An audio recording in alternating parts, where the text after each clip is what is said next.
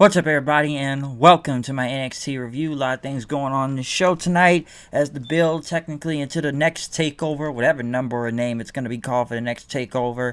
A lot of stuff going on tonight to see what's going to determine matches, well, title matches for that next takeover, okay? We do kick it off, though, with a graphic for Road Warrior Animal, who passed away today at the age of 60. I spent a little bit of time talking more about it in detail in my AEW Dynamite review, so please check that out. I'm not really going to go into much of it right now. Like I said before, as everyone has said, one half of the greatest tag team of all time in professional wrestling, and just some say the personification of tag team wrestling in general, okay?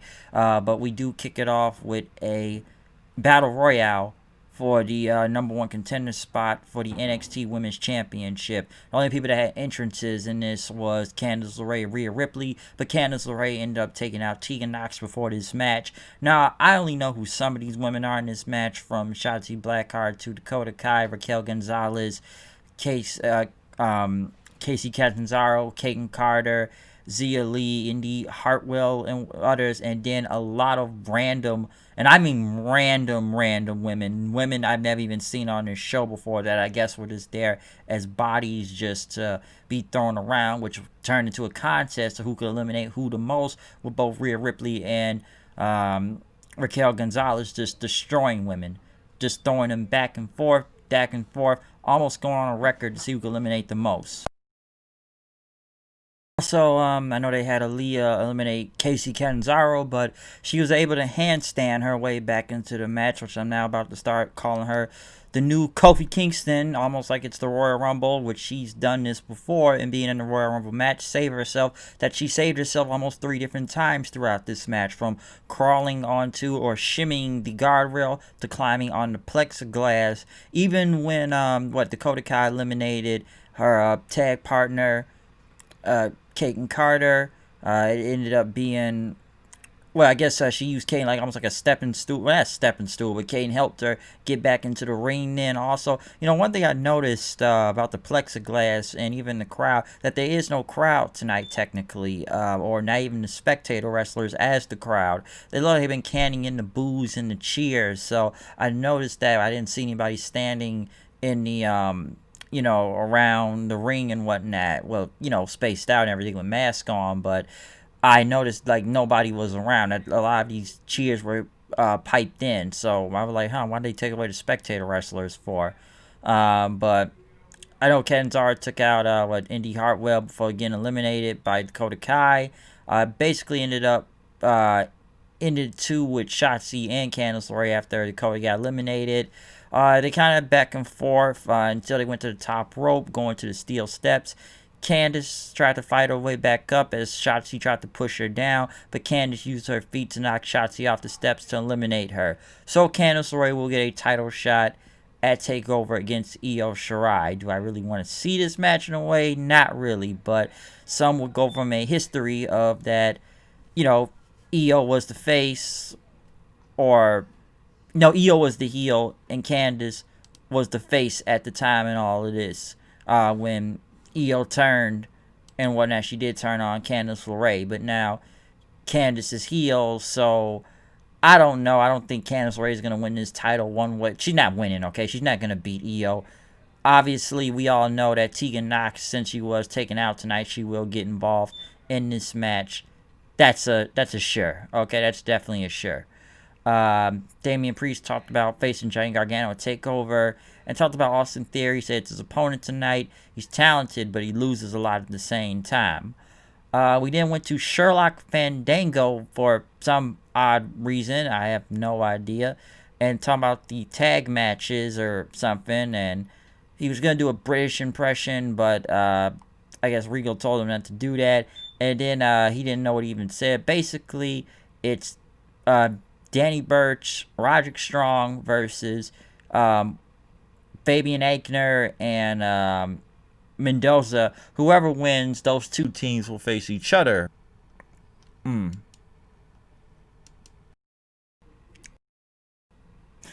Next week, though. But as I said, moving on into this show, Tommaso Ciampa went against Jake Atlas. Obviously, Jake Atlas wants to sign his death warrant tonight, which he somewhat got some type of offense on Ciampa. Really wasn't a lot, but Ciampa basically killed him, hitting him with a big blockbuster for 2. No, Atlas hit that. But Ciampa basically destroying him because Atlas went for his finisher, but Ciampa hit him with the Willow's Bell and then hit him with like a modified version of the fairy tale ending since he didn't want to beat him with just the Willow's Bell. Yeah, he basically killed Jake Atlas out here. So he had somewhat of an offense, but Ciampa just straight up murdered this dude. Okay, straight up. Yeah, straight up murdered dude, though. Okay, that's what I can take from this. Next, I know they had a video package about the whole Gauntlet Eliminator match tonight. Roderick Strong and Danny Burch went against Raul Mendoza and Fabian Aichner. The match was good, I'll say that. I don't know where they were going with this whole weird mixed tag team other than what they explained earlier, but kind of strange, if you ask me. Just, hey, we'll have these two members of these teams face each other, but, next week, whoever wins this, they'll face each other. Who wins to see who gets a tag title shot, apparently. But, match wasn't bad or anything. It ended up with, Burch getting a pinfall over Mendoza, but, I don't know, man. I guess I gotta figure out a way to get the number 1 contenders for the tag team title, so there you go.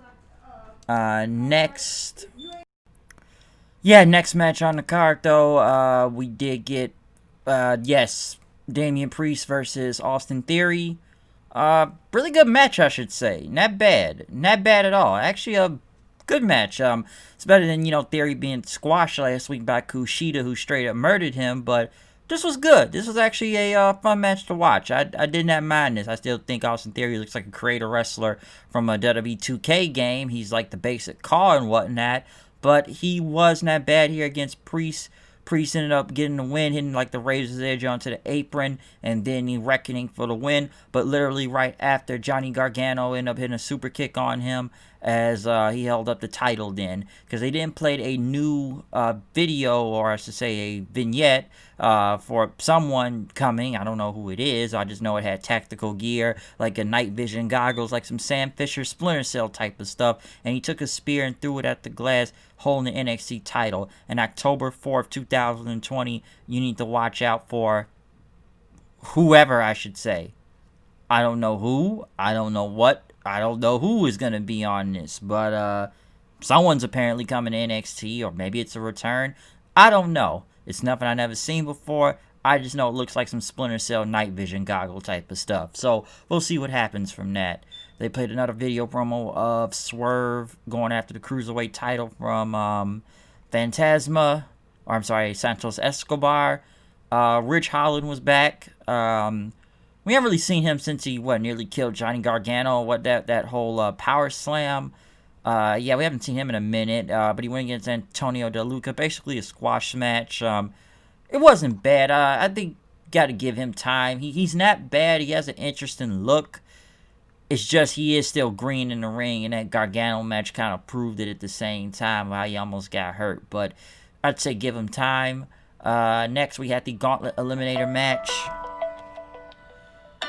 Phone calls. I should take this. Should I? Should I?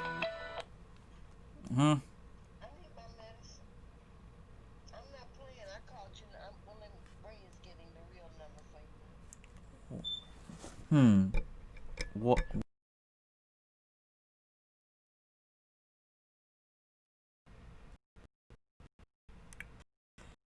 Other than my phone call, we do go into the main event of this show between the Gauntlet Eliminator, Kushida, Kyle O'Reilly, Bronson Reed, Timothy Thatcher, and Cameron Grimes. We do kick it off with Kyle O'Reilly and Kushida, who basically kick off some good chain wrestling in the beginning of this match, which was really good, until Bronson Reed came out. The only way to win this match is that all 5 men can come out, but the only way you can win is by elimination, by pinfall, and submission, okay? This was a very good elimination match, especially to take up the last 30 minutes of the entire show. Kushida was the first one to go after basically Kushida, Kyle O'Reilly, and Bronson Reed were at the top rope. But when Kushida was knocked down off of it, Velveteen Dream came in and hit him with a Dream Valley driver to take down Kushida. Obviously, that's going to be a feud since Kushida beat up Dream a few weeks ago. But Bronson Reed hit the big splash onto Kushida for the win. Timothy Thatcher and Cameron Grimes pretty much came out then throughout commercial. A lot of dodge moves, I will say that, with mostly everybody trying to focus on the big man out there, which was Bronson Reed, who was taking out all three men, but was taken out after trying to go for the splash. He missed it on Timothy Thatcher. Kyle O'Reilly came with the big knee onto the back of Bronson Reed, getting the pinfall right after. But with the final three being Grimes and Thatcher, other than people I did like the Thatcher putting in the sleeper hold on Kyle O'Reilly, but then he O'Reilly still grabbing Grimes' leg, basically having a double submission in. But after several holds that were dodged and a few roll-ups, Kyle O'Reilly was able to take out Timothy Thatcher. Cameron Grimes came in for the cave-in and thought he won, but Kyle O'Reilly's foot was on the ropes. He was going to go back for it, but it did not work. Basically, a collision course happened. Well, Cameron Grimes' collision course move onto O'Reilly, which he was going to set up for the cave-in again, but Kyle O'Reilly dodged it, basically putting him into his knee bar submission, which Kyle O'Reilly will now get a title shot against Finn Balor for the NXT title at NXT Takeover. Undisputed Era came out and celebrated. No Bobby Fish, but both Adam Cole and Roderick Strong as Finn Balor looked on, holding up the gun sign. I said Kyle O'Reilly was going to be getting a singles push, but I didn't think he was going to get to the main event that fast against Finn Balor for the title. And I think that's going to be a great match at Takeover. Both guys are great, and they're really trying to make O'Reilly into a single star and whatnot. So I am interested to see where that's going to go. That's not bad. I did like it. The whole Gauntlet match was good itself to get the number one contender. So I liked it. It wasn't bad or anything. I just didn't really think Kyle O'Reilly was going to win. He was in a way of my pick, but I didn't think they were going to be putting up to that fast. I thought they were probably going to put him in a feud with Ciampa or something. But him versus Balor, that should be a kick-ass match at TakeOver, and looking forward to it. NXT, a good show tonight, other than the Gauntlet Eliminator match itself, and maybe the Women's Battle Royale to some extent and whatnot. NXT was not bad, and I thought Priest and Theory was pretty good too.